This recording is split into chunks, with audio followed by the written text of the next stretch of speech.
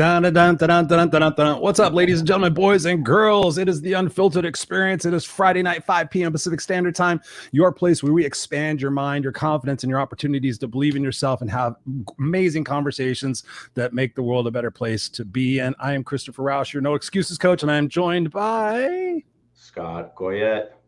What's up, Mr. Scott David Goyette? How's your week going, brother? It's busy, good busy. I've been playing in that space of trying to be a human being instead of a human doing, but I've had a lot to do. So here we are. Yeah. Right. Nice. What's been the highlight of your week this week? Highlight of the week. Besides talking to me right now. Oh, well, I was going to say it was when you sent me that nice little voice text just to check in with me and make sure I was okay. That was nice.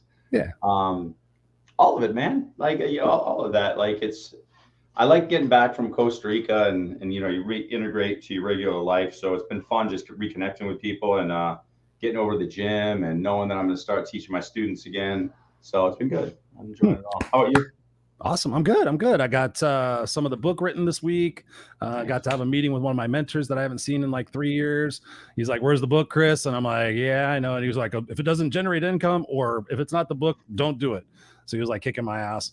Did that, got my videos done from the Power of We. I posted that on LinkedIn today and made some connections, possibly have a new coaching client, and just rocking and rolling, just enjoying stuff.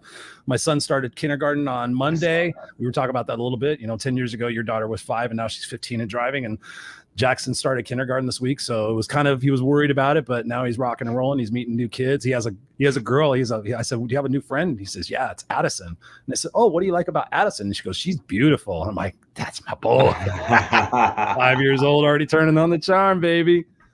Turning on the charm. So it's all good. We're all healthy. Barb's birthday was yesterday, so we went and had a nice meal and celebrated her birthday. So it's all good. Yeah. I like it. Yeah. It's all about focus and gratitude and blessings. We got Scott Ricard in the house. He says, "Good afternoon, Christopher and Scott." Good afternoon, Scott, for being here. Thank you. He says, "Yay, Jackson." Absolutely. Yay, Jackson. Yay, everybody. I mean, the world is a crazy place right now. And what we can do is focus on the moments and focus on the intentionality of being beautiful people and having awesome conversations. So we're going to be doing that tonight. But first, of course, as always, we got to talk about our favorite organization, Help Heal Humanity. Ladies and gentlemen, if you're looking for an organization to support, if you're looking for an organization that does great things in the world with an amazing leader, Miss Serena Buffalino, it really is truly a credible organization where right now we're raising $100,000 to send kids to school in Haiti so they can eat. You wouldn't believe the devastation that's going on there. So we actually have a school in one of the hardest hit areas in Haiti. So we appreciate your support. If you get value out of the show, which we know you do, whether it's live on the video cast or on the podcast, we appreciate you for supporting it. Go check out helphealhumanity.org.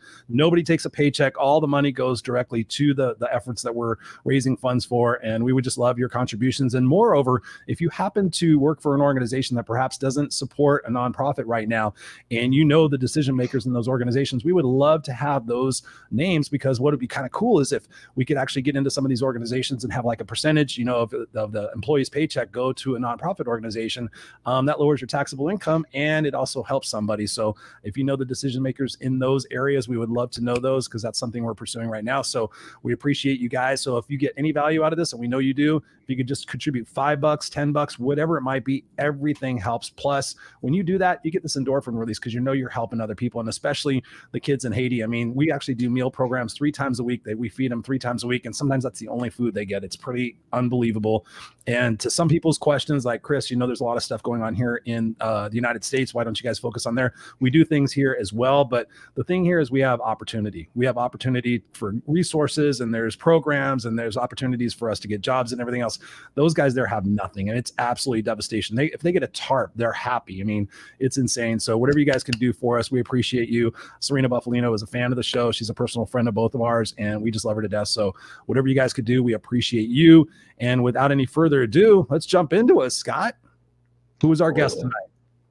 Well, just to echo what you said too, one of the things that you guys, you and I are always preaching is, things like forgiveness, things that don't always seem to help the immediate moment. We don't see what's happening from it. When you forgive somebody else or you forgive yourself, it's exponential. And I was thinking about that when you were talking about the things you can do in Haiti. You might throw a few bucks at it and not even know what happens there, but you're literally changing the world. And you and I are always talking about self and extending the sense of self. There's a very big world out there, but at the same time, it's so small. And all those little nickels or all those little moments of kindness, all these things add up. So whether it's donating $5 to help heal humanity or just saying thank you to the person at the cashier at the food store, let's do more of that. And let's help heal humanity together. Speaking of healing humanity, Yes. When I was with Go Love Now, I still am with Go Love Now. I started. It's right behind you. It's right behind me. When I started Go Love Now, I had an amazing cameraman who worked with me for the first few years and did a lot of the videos that you guys can check out, Michael Goodman. And over the years, I'd listened to stories about his brother. And Michael was always having great things to say about his brother, moved up to California, met a good friend of mine, Thomas Neese, who's been on this show. And now Michael's brother, Stephen Goodman, has done all kinds of really cool things. And he's had some tough times. It hasn't been easy for him. And so I want to bring this guy on because I think that a lot of you guys will relate to him and realize this might not be an easy world, but we can make some choices to make it a better world. And it all starts with us. So let's welcome Stephen Goodman. What's up, brother? Stephen Goodman. What's going on, everybody? Welcome to the Unfiltered experience. How are you doing tonight, man? Good. How are y'all? Kicking ass and taking names, baby. I don't even take names anymore. No names? You just kick asses and then you just leave? Kick asses, man. I just kick asses. I actually feel like that's helping humanity, Chris. You got to at least take names. It's funny is I love people. I love people to death. But the truth be told is when I get behind the wheel, I become an asshole. I go insane. But here's the other thing. Lately, I posted about this earlier this week is as I'm having a problem with people who I accept their friend request or their connection request on LinkedIn or whatever, and they immediately pitch me. And it's just absolutely mind blowing. So I'm kind of having fun with these people. One of the things I'm doing with them is they're like, do you da-da-da-da? And they ask me a question about my business or something like that. And I answer them like stupid answers like a tuna fish sandwich. Or I'm going to the pool today, and it drives them crazy. And I'm like, do you actually realize, or does this actually work? Like, friend requesting somebody and then also all of a sudden going into a pitch. And like, do you think that actually gets business? All right, Chris, here's what I'm going to do back to you. Your friend just told you something. If it's not the book or it's not making you money, don't do it. Yeah. So if you're going to waste your time doing that, here's my suggestion. Literally just send them a link to sign up for your coaching and say, you might need this. And maybe you get somebody that's actually proactively. That's a great idea. I didn't think about that. I'm there for you, Chris. That's why I'm your co-host. I'm there to help you. I love it. I love it. I love it. Thank you. So let's get back to the program right now. Stephen, what's going on, man? I'm going to let Scott ask the first question since he's aware of you, and just appreciate you being here tonight. And we got some beautiful people in the house already. We got Ray, we got Robert, we got Lee. And as always, guys out there in the audience, we thank you for being here, whether you're live or on the replay. And by all means, ask any questions that you would like. Engage with us. We appreciate you. This is a conversation we're having in a bar or a coffee shop, and you guys are all with us. So by all means, Scott, take it away. Absolutely. So one of the things I want to start with is, Chris and I are always big fans of backstory. Like, why are we even here? And Chris is was it 17 cats, 1 car, mom, living homeless. Like he's had some crazy stuff in his life. And we've had a lot of guests who have experienced homelessness in their lives and found a way through and, did something great in this world, found their brilliance and shared it. So if you want to just back up a little bit and just talk about, I don't know, maybe the last like 10 years, 20 years, that experiencing homelessness and how that's brought you to where you are. And then we can talk about what you're doing now. But I think that backstory is super important. Yeah. Yeah, sure. I mean, I guess the way I tell it is I've been homeless twice. One time was not on purpose. The other time was actually on purpose. And the way that I tell it is like the first time, I really messed up in my early 20s. I was using drugs a lot. I was drinking, smoking cigarettes, all that stuff. And just eventually my parents just got tired of it and kicked me out of the house and just said, here, that's your life now. And I had like $1,000 from my paycheck, and I ended up selling and then I sold my drum set that I spent all throughout high school. I saved about like $4,000 or $5,000, and I bought this nice. And I bought in pieces. I had this like really nice drum set. I ended up selling that thing because I was like, well, I can't bring it with me in my car, and I don't even know if I had a car at the time actually. And anyways, but I sold the drum set. Had a little bit of money. Bought the first thing I could to Seattle, and took a 3-day bus ride up to Seattle, and didn't have a place to live. Just figured I'm gonna find a place on the way up there, and I did. But it was the third day on the bus that I did, and it was no sleep at all, because you can't really sleep on the bus, and they should probably rework that a little bit. But I had this third day on the bus, found a place to live for like $500 or something in Seattle. It was like I didn't really know anything about housing at the time. I was in my early 20s, I guess, and I didn't know anything about prices. And I didn't know that $500 in Seattle was actually a really bad neighborhood. Oh. So I ended up staying in Seattle. I had I had some nice stuff with me. I had like some nice suits and like some nice, some other, and it turns out the people actually ended up robbing me. Whoa. They robbed me, and I know that they had a gambling problem, and I won't get into judgmental stuff, but thinking it might have been for gambling. I'm not sure, but whatever reason they robbed me. And then, but I was, smoking a lot of weed at the time, and that ended up interfering with the house again, and so I ended up being kicked out of that house after they robbed me, and then that was my first experience at a homeless shelter.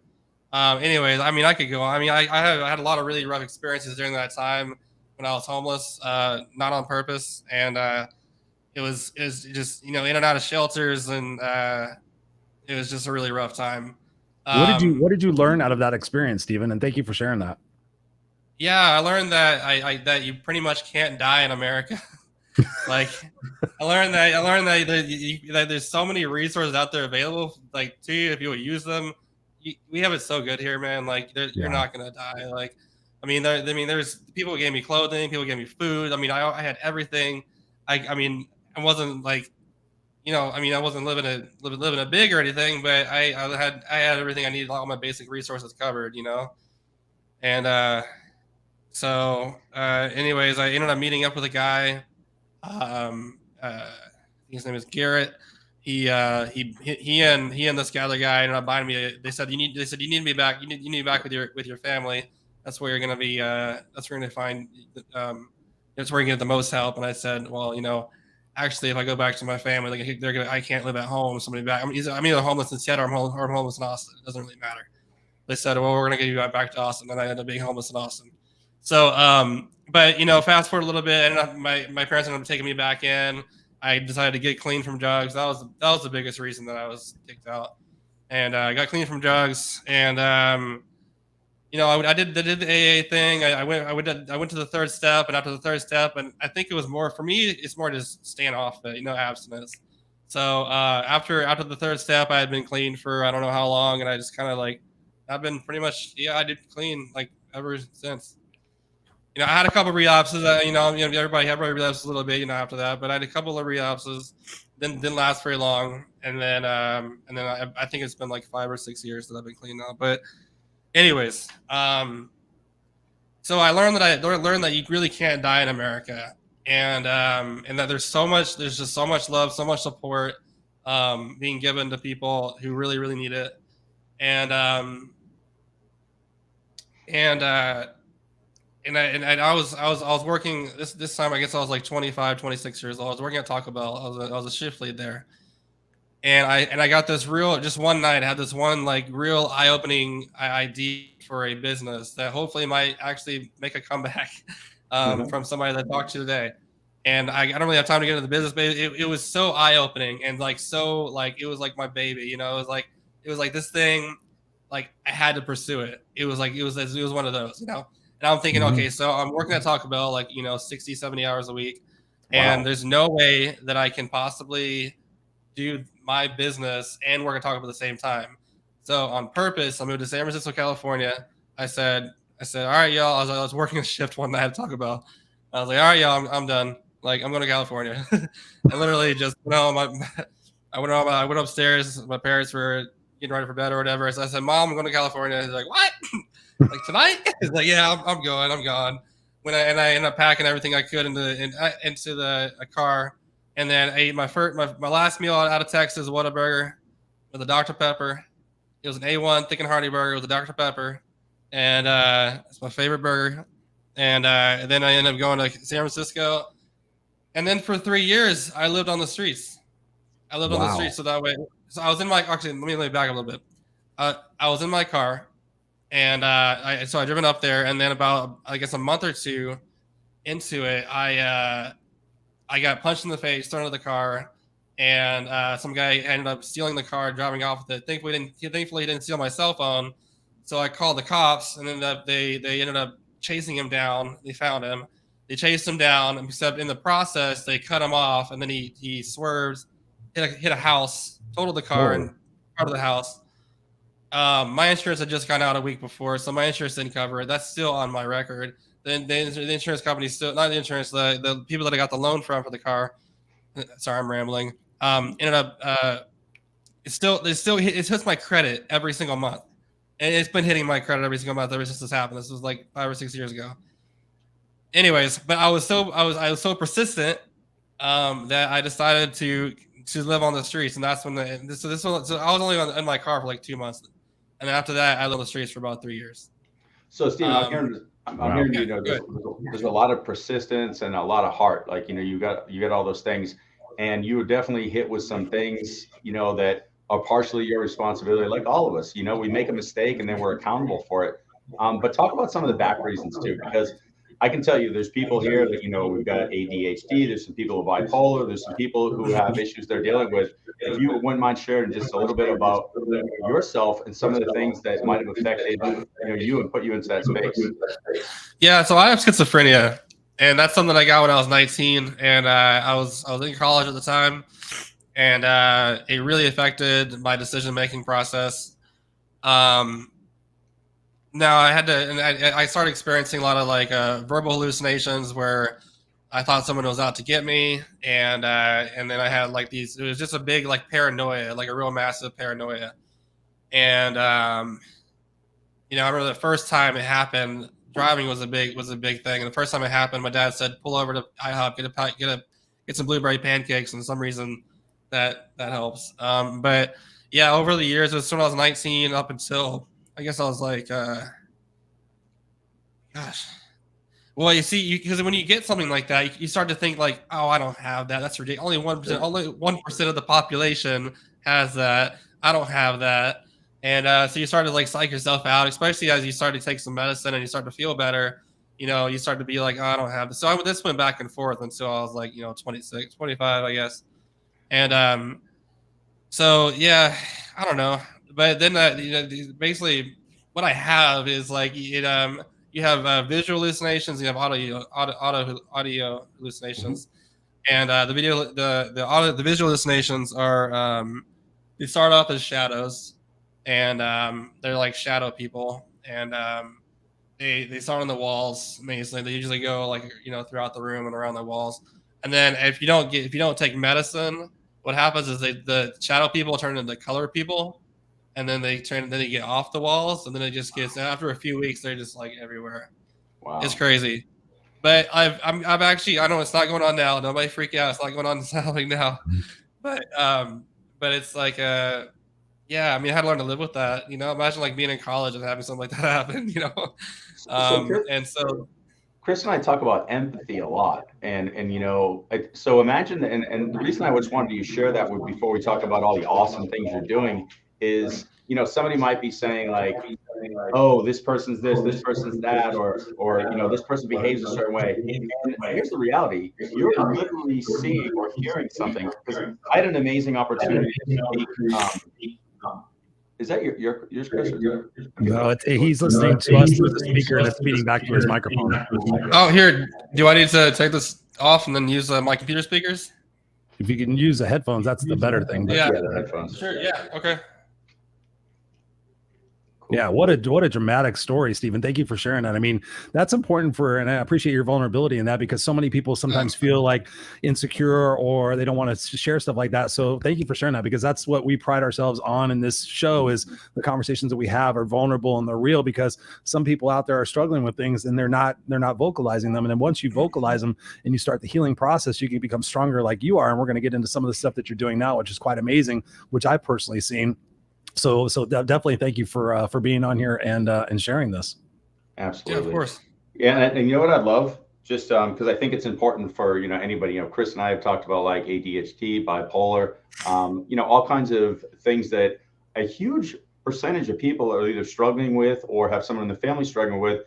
And when we don't understand it or non-empathetic towards it, it can really disrupt a lot of our lives. And so with a little empathy and saying like, wow, like if I woke up one day and there were colored people in my face, I'm probably going to have a really tough day.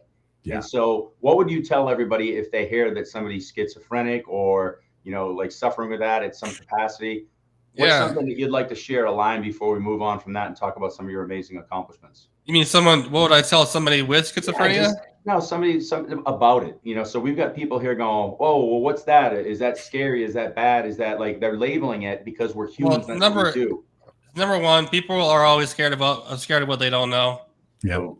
So we're not dangerous people, you know. We're not the 0.00001% of the population that you see on TV about that the news covers, you know. Sure. And a lot of it, it's a real mental, it's an individual battle, right? Because y'all don't see the hallucinations. We see the hallucinations, but y'all don't. It's very a lot of times, in fact, if we get real, and I still get real paranoid about people talking about me because of voices that I've heard, you know. So we get real paranoid about especially when we're in a work setting, which is why it's hard for a lot of us to work. Because we're constantly around like a bunch of people, you know, in a restaurant or whatever, we're hearing all day is, oh, you see what he did that? Like, you know, it's always about us. It's always bad things about us, you know. And that's something I still deal with. That's why it's hard for me to, you know. So how can people around you help you? Because I mean, this is the kind of stuff I want to throw out there for the world right now. You know, I mean, like I've got somebody who's, you know, bipolar as a friend, somebody with ADHD. It's fun to know like a tool or two to be a good friend. So how could we be good friends to you, or in the workspace, a coworker? What are some tips that, you know, we can better understand that what you're dealing with? I don't know. I feel kind of weird saying this, but we get real depressed, you know, because we're constantly hearing bad things about us. If you could just like say something positive about us, I don't know. I'm not. No, that's awesome. That's what we want. There you go. Exactly. Yeah. There's no reason to say like that. That's what I want you to say. Like, because here's the thing. Some people just go through life. Chris and I were always talking about, we just said it. I said, go help humanity. Go say something nice to somebody. Like, that's the whole point. Is so if people understand that there's people out there that maybe somebody walks by you and you're looking at them like this or something, instead of judges, be like, hey, you look nice in that shirt. And you're like, thank you. Let's just get you don't know what the person's thinking. Like a person could be thinking that they hear something when they really didn't. And then you're thinking, and then, it just makes it way worse. Yeah. I love it. Well, good. So hopefully the people who listen to this can take that into mind, that we need to be kind regardless of whether somebody appears to be, because I think a lot of us do the quick judge and go, oh, that person's acting weird, or that person's doing this. And then instead of just being like, hey, how are you? Like, hey, you look nice today. Or, hey, you know, are you enjoying this music too? Just whatever it is. It's like, we just need to be kind. So with some kindness in mind, we've had some people that must have been kind to you because you've been doing some amazing things. Talk about, you know, you went from this space of being homeless that you first moved out in Seattle, had some tough stuff, came back home, went up to the Bay Area. Now you're in DC. What got you over to DC? What kind of things you doing? How amazing is it that, you know, with something you're struggling with, you found a space that you're constantly created, constantly persevering. Just talk about where you're at now and what that looks like and some of the cool things you're doing. Sure. So now, you know, I guess now I'm about 4. I want to say I had a little break in between. I want to say about 4 or 5 years stable, but I had like a little summer, maybe 3 years ago, not had anything to do with drugs. It was the schizophrenia and just being off medication. So if you're listening to this and you have an illness, just stay on your medication. But anyway, so I guess I'm stable. The point is I'm stable. So I was in Austin. That's where I'm from. And I met this girl on Facebook, and she lives here in DC, and ended up flying up here, and now we're engaged. Yay! Congratulations. Yeah. So yeah. And I'm also I've been working on this business called Reach.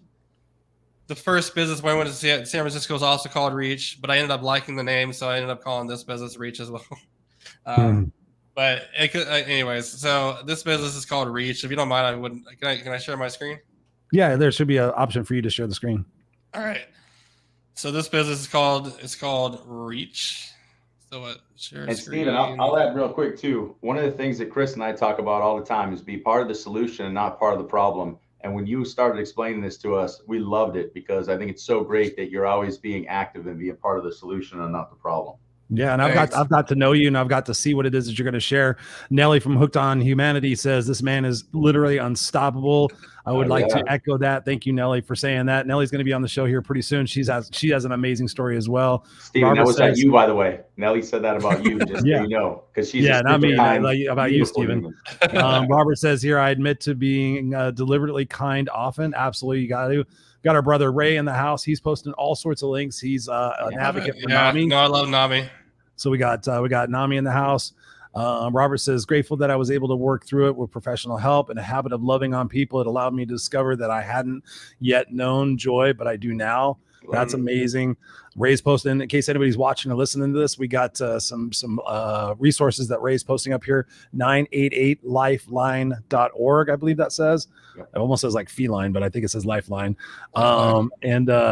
NAMI.org, and he's talking about mental health matters. Absolutely. So thank you guys all for being here. And if the show is impacting you, please share this out. And if you have any questions for us, by all means, engage with us. This is a conversation with all of us together. So thank you all for being here. And if you're ready, by all means, share your screen. Yeah. So this is the company that I'm working on. Like I said, it's called Reach. I'm going to share the screen here. Is this gonna? There we go. All right. So basically, I feel like we've gotten to the point in my life where now I want to reach back and help everybody else out. So it's called. Can you all see this, by the way? Yeah. It's right up there on the screen.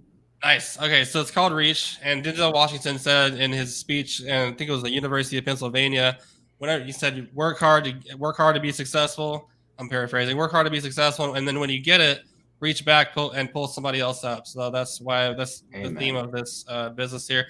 It's a life coaching and communication solutions business. And what I mean by that is it's founded by the people that the organizations are helping. So, and these are our stories and what we believe could have made it easier for us.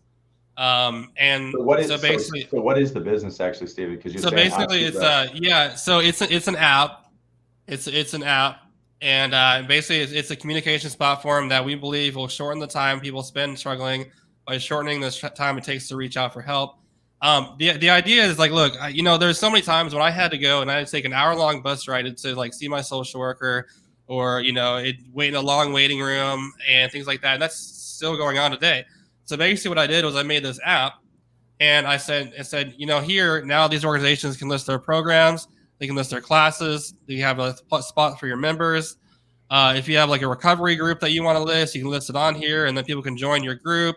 You can do it like just all through the app, and you can even live stream on it too. So if you want to become a member, you can just go to more and then become a member. Go to that members. So on here you can also list your program. So let's say like Chris, if you want to list your program on here, you can do that as well. If you have if the organization wants to have their own private group, and they have just for their staff members, they can do that. Then that's just for them. Great classes. You can reach your coaches one-on-one, and you can also schedule time with them. So, Chris, again, if you want to get on there, I am on there, dude. I'm on there. I haven't seen you become a member. I haven't seen you on the members thing yet. So, Stephen, just so people are listening, who is this for? Who's this for? And walk me through it real slowly. Okay. Just who's this for? So, who would be using this? Is this somebody who's homeless? Is this somebody who's struggling? And not just that, but how can they use this? So, like, walk me through like a scenario where this would be amazingly helpful. Let's say that, for whoever it's for. So talk about who it's for and then how I can use this to really benefit me. Well, let's say that you're homeless and that you're struggling with the drug addiction. We'll just use my story. So let's say if you're homeless, you're struggling with drug addiction, but you're having to like call your friends to have them, pick you up to go to AA meetings and, pay for gas or even like, I guess nowadays they do have online class. They do have online AA meetings, but this is something where it's like instant. Basically, imagine having your sponsor on here, but you don't have a sponsor yet. So, anyways, but imagine there's sponsors on here, and you can literally at any time of the day reach out to them by messaging them, say, "Hey, I need help. Are you free?" you know, and it's like this is something you can reach out instantly for help. It's not like no more, you know, hour-long bus rides like I've reiterated, and you know, nothing like that. This is like instant help, right? And also on here, like I said, they can have their programs. Where is it? So they can list their programs. So if they need, so let's say me, I need help with housing. You know, I need help with getting assistance with housing. Well, then I join the housing program, and then you can have in there. And then after that, you get connected to a social worker, and then you can talk to your social worker via messaging and things like that. Does that make sense? Yeah, nice. So it's the time that people need, that people have to spend to get help. Because right now people are really having to spend a lot of time to get help, and that needs to change. It needs to be like, look, you need help, here you go, it's right here. Super cool. What about some of the groups? Like I think was it Ray who put that in? He was talking to like NAMI. Like oh yeah, here I'll get out of this. No. I was asking you. So like a group like NAMI, have you spoken to them to maybe they can be a kind of like the sponsor of this, and maybe they can use this so they can help plug people into programs? Because if this is already a great tool, I'm just thinking out loud, what if they were the ones who were kind of managing it so that people can get the resources they need through this and use this as a vehicle to support people like you know, in time of need? Yeah, that's what I mean. So it's not just for like one organization. It's kind of like as Christopher was, we're kind of talking about mighty networks. You know, it's one of the, it's like Reach is more of like it's like a platform, and people in different organizations can use it to, you know, just to make it easier for the people they're helping. So yeah, NAMI would be a great organization. Yeah, you should definitely reach out to them. I mean, have them a part of that.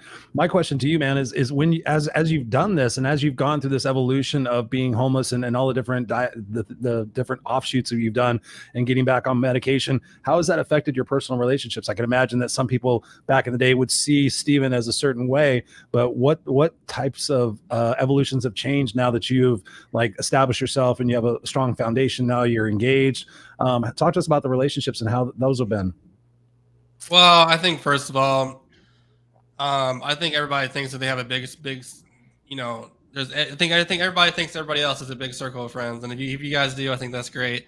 But no, I don't have a big circle. We don't have a big circle of friends. I got a lot of people that I know, but I don't have a big giant circle of friends. You know, like they show on TV shows and stuff. When I was in high school, I used to think that I had a lot of friends, and I did know a lot of people, but they all kind of dropped out after, you know, after I left and after college and all that, and after seeing me go through what I went through with schizophrenia, I could blame that. I could blame that if I wanted to. But the point is, not everybody has this big circle of friends. I think most people. Somebody wrote an article about it, and I think somebody wrote an article about it that I read, and she was talking about how, you know, everybody has this big. You think because, you know, society makes us believe that everybody has a big circle of friends, but not. We really don't. So what about those who are close to you? Like how? Yeah, close to. Yeah. No, I mean everyth's good. My family, I feel like we're a lot closer, definitely a lot closer than you know than we were. You know, and plus, you know, I'm engaged. Erin's actually she's at work right now, waiting tables, but no, that's going really well. Awesome. So what about, you know, you had said that, you know, with your dad, as far as, you know, there was some friction there, you know, early on or whatever. What does that look like? Because I'm trying to just visualize that, because we've all had struggles with our parents or with people. And, you know, you throw in, you know, something like this that you're suffering from, especially before it's fully defined. What does that look like from, you know, the minute that, you know, you left to go to Seattle to now? Like, how does that look? You know, because he's got to understand you more. You understand his perspective. How do you guys meet in the middle, and what do you guys do with that? Because I mean, that's probably awesome that you guys are connecting again. Oh yeah, no, we're good. We're good now. I don't know. I mean, my dad's a really good guy. You know, I mean, I've never even seen him raise his voice to my mom. I mean, he's not that kind of guy. He was a little bit frustrated that he was paying rent for a place where he was housing somebody who was on drugs. And I understand that, but no, we have a good relationship. You know, that's awesome. Cool. So a lot of people are out there struggling right now, and just, I mean, with the chaos and everything else that's going on in the world. When I think of Stephen, I've had a chance to know you a little bit more over the, you know, being introduced to the app and everything. Talk to us about perseverance, because one thing I get about you, and that's why I titled the show about perseverance. What recommendations do you have for people when they're feeling like they're stuck and they're feeling like there's no other opportunities, whether it's, I mean, everybody's struggling with something. What are your recommendations for getting out of our own way? Yeah. So it's just all a matter of goals. It's all a matter of goal setting, It's all a matter of like whenever I was laying on the concrete with my, my head against the ground, and I'm looking up, it's like I'm seeing my goals right in front of my mind, and then that's what gets me to get up and keep on going. It's all about your goals, and you have to. My biggest goal at the time was to be successful in business, and I unfortunately didn't succeed, but that is what got me through it, and I'm still working on business, as you just saw. That one didn't succeed, so now I'm working on the next one. But a lot of businesses fail, but it's all about your goals. Is that having your goals at the forefront of your mind, and the way I look at it, literally, is you have a V, and you have you basically have your goals, all inside the V. So you think about your vision, right? And you block everything else on the outside out, and you just focus on the good stuff. Love it. Love it. So what is your why? I mean, when you think about your story and what you've shared already, thank you very much.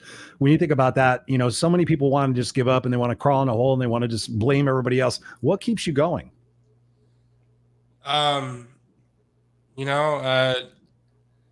Just, family and being successful.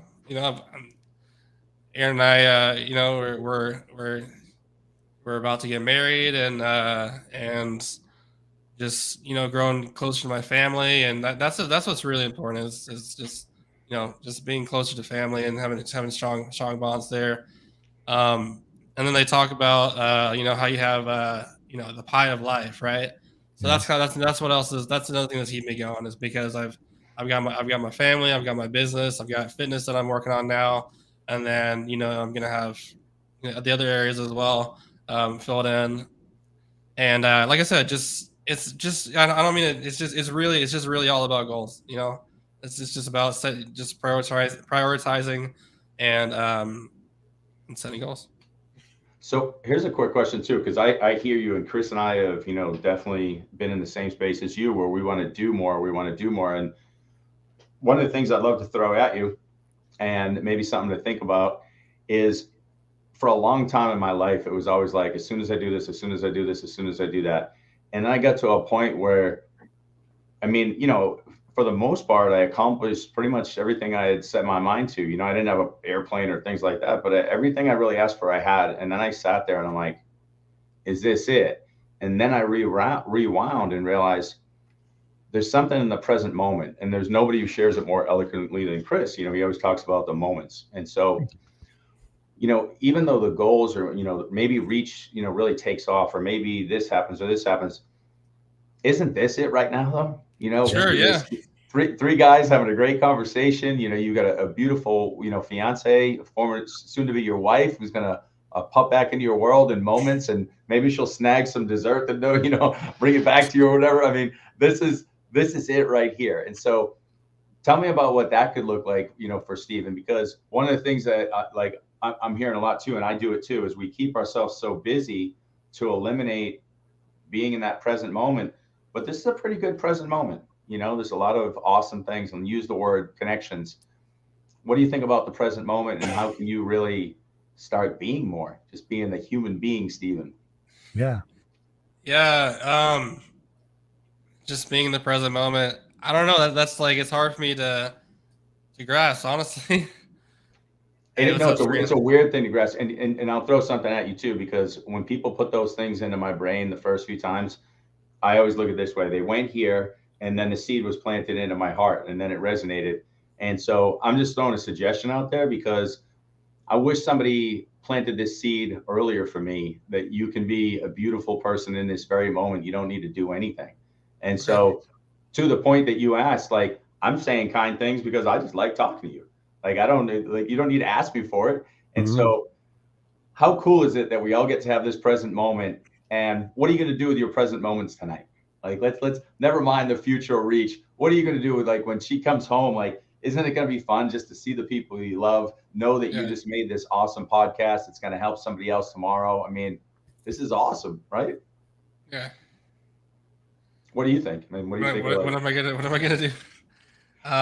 What are you gonna do with the present moment now? Like nothing that you have to worry about in 2 years or build something. Just just being Stephen today. Probably just finish up watching football, I guess. Nice. Yeah. So my question for you, you mentioned your dad a few times, and I get the impression he's a pretty a terrific guy. What are some of the big lessons that you have really learned from him? Now that you're an adult, you're going to get married. What are some things that you feel that he's really taught you about life that you implement today? Yeah. So, I mean, just the way that he treats my mom, he has never even raised his voice at my mom, and scared of her, huh? She'll put the whoop on him, huh? They have a really good relationship. So just the way they treat her, just respect is one thing that he definitely teaches me. Whenever I was 13, we went on a we rented a hotel room. We were living in Grand Cayman, and rented this hotel room out by the water, and we went. We also went snorkeling, or not? We went on this big submarine dive.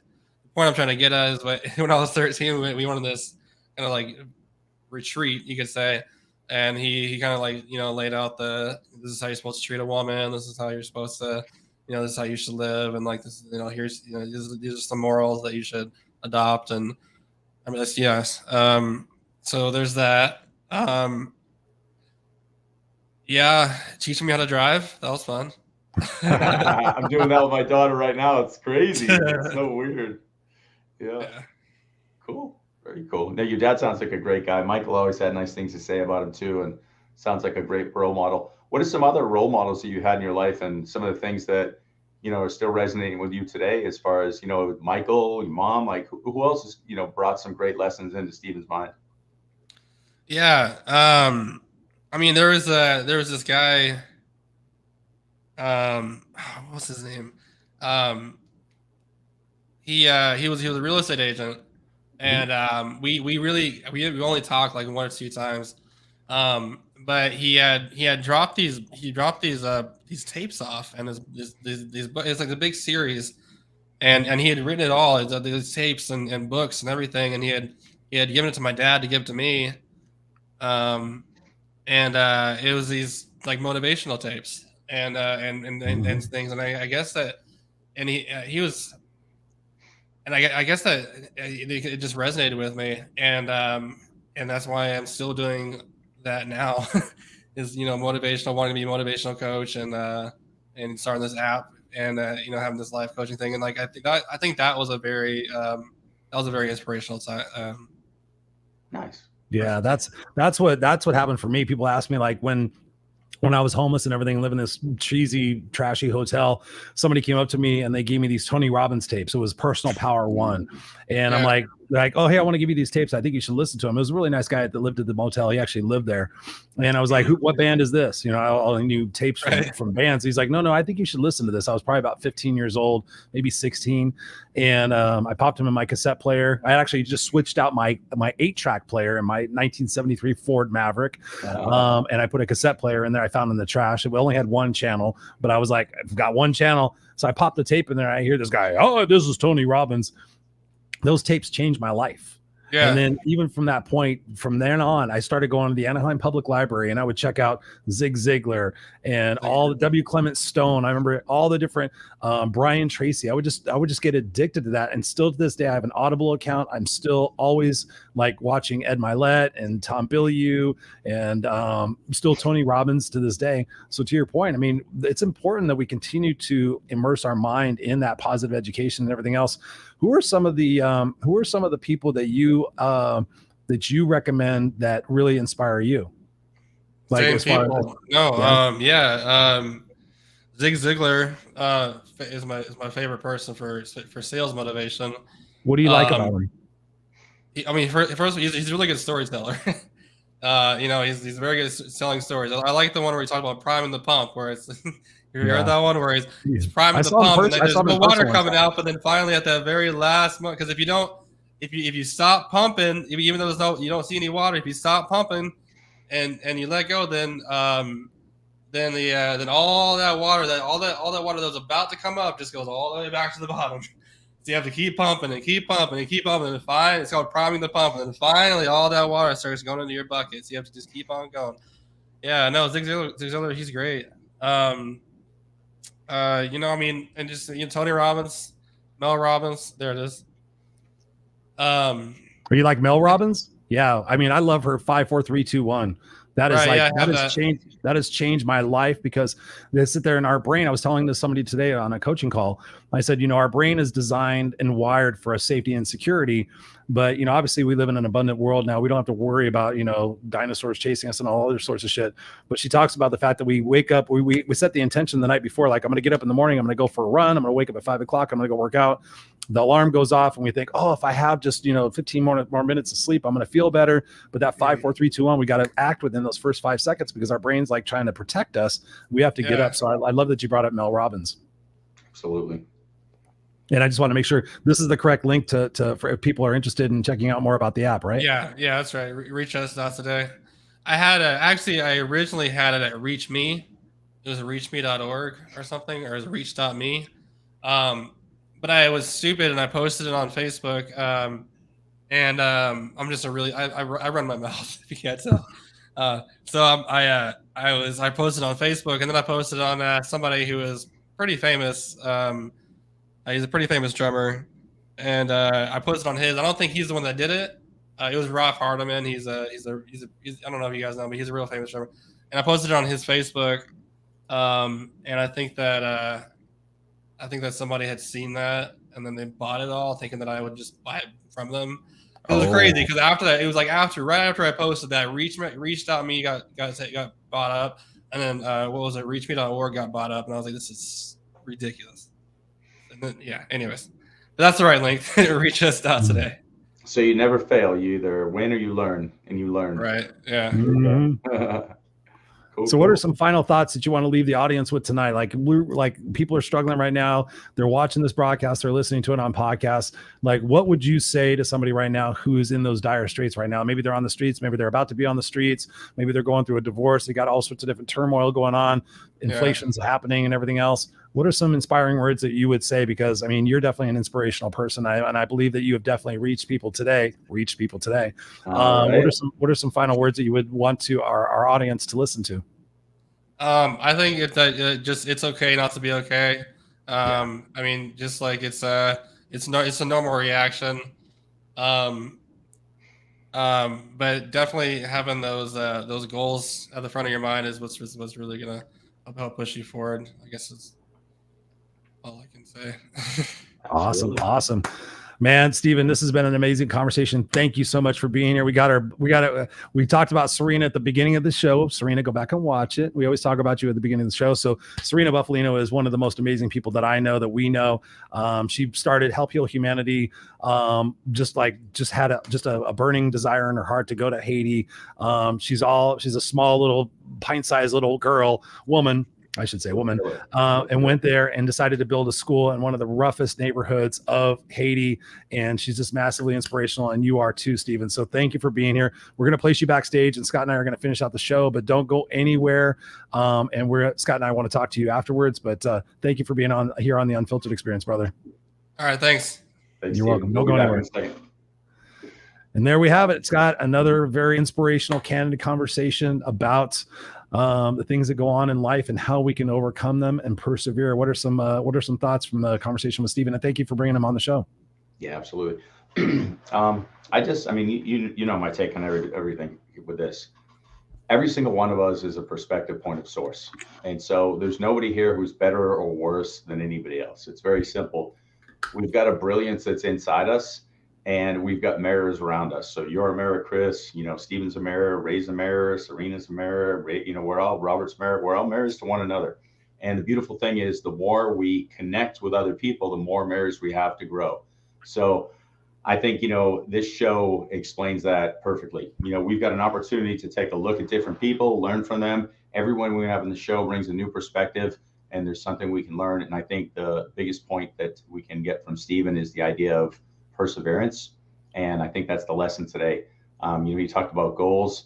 I think, for Stephen too, do a little bit of just being, because sometimes when we just chase, we're never enjoying those moments. But the idea of making sure that we have something in front of us to, like I always say, create that vision, then go get it when you align to your mission. So let's keep aligning to our mission, make sure we're persevering, keep kicking ass just like Stephen. Loved it. Yeah, I echo those words as well. Serena says here, she goes, words of wisdom by Chris and Scott. Love you too. Thank you for sharing perspective on humanity. Absolutely. We talk about help heal humanity, sweetheart. You are a glowing light. And I would echo your comments as well. I mean, it's all about perseverance. It's all about not looking and blaming. You notice that nothing in Stephen's comments tonight were about blaming, nothing about him being a victim. He just kept taking consistent action, imperfect action all over the time, but he remains solid in his vision. Like he talked about the V, and I love the fact that once you have your vision, once you have your clarity, once you have your mission in life, no matter whatever obstacles you guys go through, look at those opportunities as growth opportunities. If it's a challenge and it's got you down, ask yourself, what am I supposed to be learning from this? How am I supposed to be gaining from this? I mean, it's one of the perspectives that has helped me go from being homeless as well, and ultimately being a 7th grade dropout to getting a master's degree and to having this amazing life. But to your point, Scott, I mean, it's so true. I was that person. I was always in fucking go mode. Go. What's the next thing I got to accomplish? You and I have that similarity in corporate life and everyone. Yes. Like, as long as I'm go, as long as I'm pleasing, as long as I'm making more money, as long as I'm getting my ego fed, I'm good. But life is right now, ladies and gentlemen, right fucking now. Life is right now, and it's up to us to decide and to choose to slow down and to prioritize what's most important. Number one, self-love. I can't believe how many conversations I've had over the last 2 years where people struggle just loving themselves. So if you're out there in video land or in audio land and you're struggling to love yourself, stop, collaborate and listen. Sorry. Music comes into my brain. Stop. And actually just decide for yourself, like, hey, what is it that I'm tolerating? What is it that I can let go of? What is no longer serving me? Because as we continue to evolve, we have to let things go. If we let things go, then we have more opportunities to receive things in. But so often we're hanging on to everything else. We want to just stay the same and stay certain. But the thing about life is to expand and to grow and to go out there and to conquer and to have experiences, but just be in the moment. Like when you're with a family, every single day is a gift. You never know when you're not going to see somebody anymore. And for me personally, I always tell you, Scott, I love you. I always tell everybody I love them. When I leave my house, I tell my son I love him. I tell my wife, I tell my son every single day, I'm proud of you. I love you. I don't know if I'm going to drop dead from a heart attack, an aneurysm, I'm going to get hit by a car. Something could happen to all of us. Be in those moments with your family members and cherish those times, cherish that opportunity with yourself. Take care of yourself, love yourself, go out there and make an impact in the world. And whatever Scott and I can do, we're both coaches. We both have coaching programs. Whatever we can do to help you guys move along, let us know. And most of all, please share the show out, because this is an important show where we're talking about, different situations that we've all experienced, most of all Stephen, and he was vulnerable in this. Let's go out there and help other people that are experiencing mental health challenges and let them know that they're okay. Because I love that Stephen said that, because we are all okay. We're all awesome. And to your point, Scott, nobody's better than anybody else. I don't care how much money you have, how much fame you have. Olivia Newton-John just died at 73 years old. She had fame, she had everything else, but she could not live any longer. So right now, go live your life, guys. Let us know what we can do for you. We're going to be back here again next Friday, 5 p.m. Pacific Standard Time. And as always, please go check out the unfilteredexperience.com. Join the Facebook community. Come interact with us. And if you have a guest, if you heard somebody else on another podcast, or you yourself feel that you would be a qualified guest to come on here and ram with us, please let us know whatever topics you want us to have. We would love to know those so we can entertain you guys and help us all grow and learn together. So thank you guys for being here. We appreciate you. Go out, have an amazing weekend. Go have amazing moments, and let us know how the show impacted you by typing in the comments what your takeaway is. What is your one takeaway that you're going to take from this conversation? Let Stephen know that his time here was well served. Let us know what it is that he said that impacted you guys. We appreciate you. We'll see you back here next Friday night with another amazing guest, another awesome conversation, and we love and appreciate you guys. So with that, we will see you next week. Yes. You guys are all perfect in spirit. Yes.